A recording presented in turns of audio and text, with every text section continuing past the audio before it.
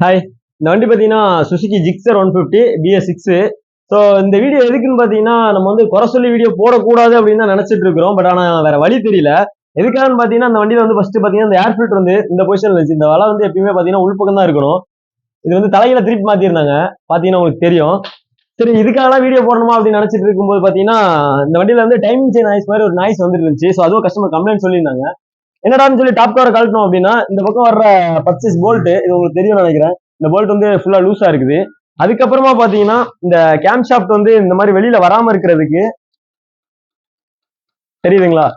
இந்த மாதிரி வெளியில வராம இருக்கிறதுக்கு ஒரு ஆஃப் வாஷர் வரும். ஒரு அரை நீளா மாதிரி ஒரு வாஷர் வரும். ஸோ அது வந்து இதுல இல்ல.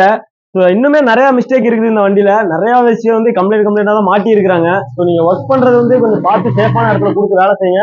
வேலை செய்யற மெக்கானிக்கும் வந்து முடிஞ்ச அளவுக்கு வந்து கரெக்டா வேலை செய்யறதுக்கு ட்ரை பண்ணுங்க. இப்போ நானும் வந்து எல்லாமே பர்ஃபெக்டா வேலை செய்யணும்னு சொல்ல வரல. ஏன்னா எவ்வளவு பெரிய மெக்கானிக் வேலை செஞ்சாலும் ஏதோ ஒரு சின்ன மிஸ்டேக் கண்டிப்பா வரும். அது வந்து சின்ன சின்ன மிஸ்டேக்கா இருந்துச்சுன்னா பிரச்சனை இல்ல. பட் ஆனா இந்த அளவுக்கு பெரிய பெரிய கம்ப்ளைண்ட் வச்சு நம்ம வேலை செஞ்சு கொடுத்தோம் அப்படின்னா கண்டிப்பா வந்து அது வந்து சாட்டிஸ்பேக்ஷனா இருக்காது. அதோட வந்து வண்டிக்கும் நல்லது இல்ல, கஸ்டமருக்கும் நல்லது இல்ல, நமக்கும் நல்லது இல்ல. ஸோ அதை மனசுல வச்சுட்டு வேலை செய்யுங்க. இந்த வீடியோ யூஸ்ஃபுல்லா இருந்திருக்கும் நினைக்கிறேன். Stay tune guys. பை.